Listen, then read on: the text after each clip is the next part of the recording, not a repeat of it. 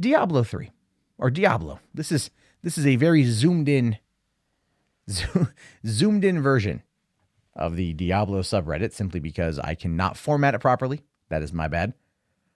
But this is the top posts in the 24 hours on Diablo, considering everything that's been going on with Diablo Immortal and how fans are pissed off and how fans are being attacked.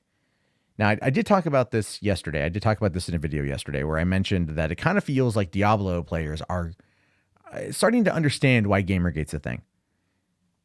They're starting to understand why GamerGate happened 4 years ago, why there was a pushback. And I mentioned that if you lie to them enough, you treat players like crap long enough, they will eventually push back. And that is what our Diablo is doing. Now, there's only 192,000 people that are on this subreddit. It is small in comparison to some of the larger ones on Reddit.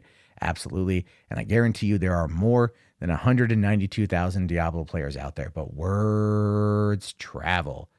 Words spread. Thoughts and opinions can go out there like farts on the wind and make their way around.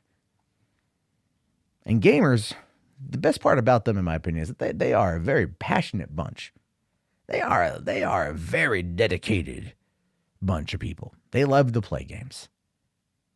Makes them happy. Gives them fun. Now, I just like this one here, this post right here. Imagine you bought a ticket to an NFL game, put your team jersey on, wore your lucky socks, and spent $50 on concession stand beer and bland hot dogs. And then when it comes time for kickoff, 2 lacrosse teams take the field. Just don't watch lacrosse if you're that mad, is what you're saying. Just imagine that. Just imagine the same thing. It's a good metaphor for it, right? Or analogy. I'm not too sure. Someone will explain that to me. But the whole point here is that imagine you spend the money, you wait all year, you go to BlizzCon, your favorite games, Diablo. You meet your friends there, you go every year, you have a good time, it becomes part of your yearly tradition. And as a person who's gone to Comic-Con nearly 20 times, I get that.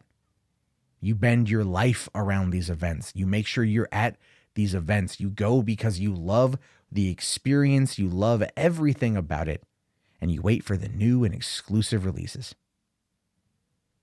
And then what happens is you find out that you're getting a mobile game instead of Diablo 4. What the hell? And then when you voice your concern, you voice your dismay, you tell them that you're not happy with the way things are going. What do? Well, the gatekeepers in the industry come out and talk down to you. So who do you turn to in a time like this? Who do you turn to? Well, you turn to other gamers. And we'll always greet you with arms wide open. Because this is just terrible. Now, according to this, too, it didn't say Diablo was going to be announced at this year's BlizzCon. I bet it was polled. Both of these posts say that. Again, why? Why was it that Blizzard decided to pull the announcement? I mean, even when I think, look, just to kind of pull back to, like, let's say E3 and Todd Howard and Fallout 76, right? I think Todd Howard knew that Fallout 76 was not going to be the best, well-received game out there, right? Because it's something new. It's something different. It's something that is like, do I really want an online-only Fallout game? Kind of like Diablo players saying, do I really want a mobile phone Fallout game or a Diablo game? And the answer to both is probably not. But what Todd Howard did is different than what happens over here in regards to Blizzard. Todd Howard had the balls and the forethought to showcase an Elder Scrolls 6 teaser trailer. All it was just a little bit of graphics and a title. And the crowd lost their shit. They went crazy for it. They went absolutely nuts bonkers for it, and it took a bit of the sting away from whatever the hell it was Fallout 76 was doing. That's where they screwed up here. But there's this one post that really kind of ties into GamerGate. And it's this one here. It says, it amazes me how out of touch the games media is. They're already pushing the love for this game right after the whole debacle. Now, the games media, which we know are people who are not gamers, right? And if you happen to be, okay, I do want to clarify, not all, hashtag, I say that because I'm friends with some journalists, and they are more hardcore than me. So I can't sit there and say all of them, but a lot of them, San Francisco-based writers for Kotaku, some IGN guys that like to plagiarize shit. But anyway, what we have is a situation where the games media, and at large, is fundamentally separate from the game's players, from the gamers, right? They're fundamentally separate. There's no not going away from that. We know that, hands down, 100%. Just they're fundamentally different. There's just such a separation there. It may never be completely fixed, because that's why YouTubers who talk about gaming do pretty well, because they're actually playing the game. They're not just talking about it. There's a difference there. But when it came out that fans were not happy with this, a lot of the indie devs who make small little mobile games came to the defense of Diablo. Some journalists came to the defense of Diablo.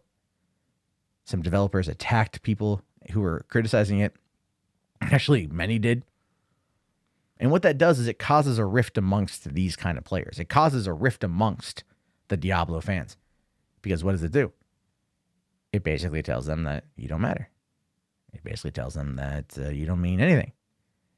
That your thoughts, your opinions don't mean shit. And that these people are the gatekeepers. They're the ones that control the narrative. And that's basically what the situation is. But here's what Mateo, in a string of numbers here, says. Gamers are entitled babies who always complain about not getting what they want. That's what a lot of what we've heard. We've heard that narrative before, right? We've heard that narrative. When did we first hear that narrative? When was the first time in the last, let's say, 10 years, you can honest to God remember hearing that narrative, hearing that opinion? Does March 2012 ring a bell? Does 6.5 years ago ring a bell? Should. What released 6.5 years ago? Mass Effect 3. And what happened at the end of Mass Effect 3? No one was happy with the ending of Mass Effect 3. And when they came out and they were like, you spent years at the point in time, 5.5 years, telling players, your choices matter. Your choices matter. Your choices matter. Your choices matter. Hey, you like playing a shepherd? Awesome. Your choices matter. In the end, your choices didn't matter. You got the R, the G, and the B ending. The red, the blue, and the green. Right? That's what you got. You got that at the end. And it got so bad that BioWare had to come out with a better ending. Because fans were furious. And what happens? Oh, gamers are just entitled babies who always complain about not getting what they want. Well, I mean, the ending of Mass Effect 3 was pretty bad. And that had such a negative impact on the Mass Effect franchise that Mass Effect Andromeda was not even remotely positively wanted. And it came out and it tanked and it died and it went away. And here it is, a year or some change after it came out, and I can get it for $9. And I still think that's too much money. So, but this guy posted this thing here talking about how gamers, right? He's like, it amazes me how out of touch the game media is. They're already pushing love for this game right after the whole debacle.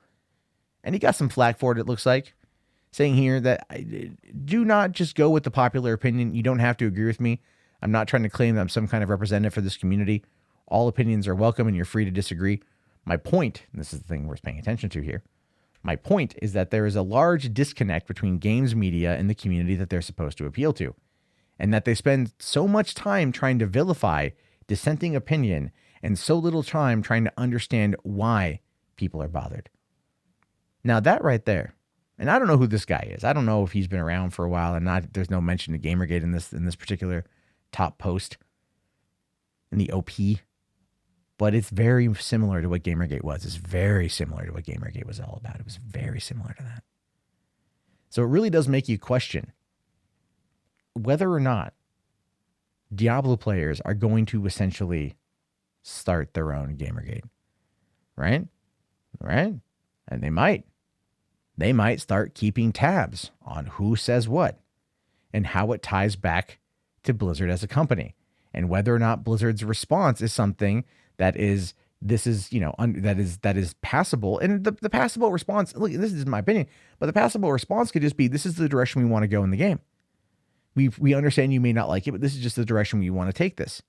But we're open to feedback during the beta, and we'll try to change it as best we can. That would be fine. I know many people out there want there to be a reveal of Diablo 4 or cancellation of Diablo Immortal. And, but the thing is, it's not so much BioWare you have to worry about. BioWare is not the culprit here. The culprit are other developers and the other media and how out of touch they are.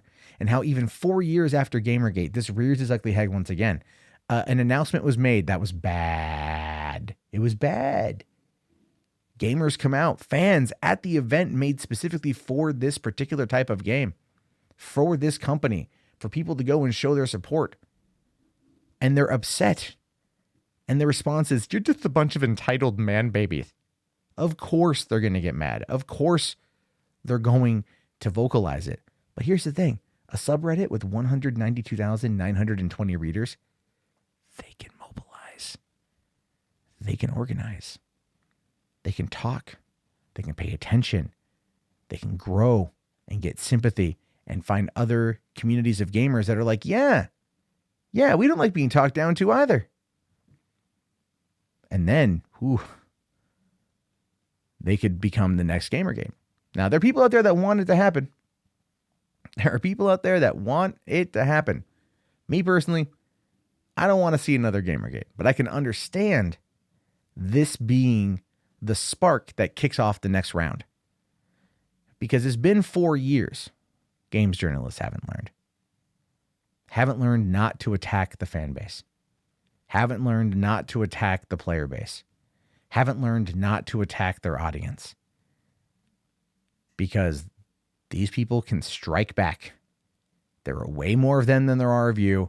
And they look at what GamerGate accomplished 4 years ago, outside of the claims of misogyny, sexism, all the things that are provably not true. And you find organized people that severely put a dent in some companies' revenue. And according to some, was the reason why Gawker went down. And it can happen again. And I only hope that if it does, they finally take Kotaku out back and put it down like the rabid mutt that it is.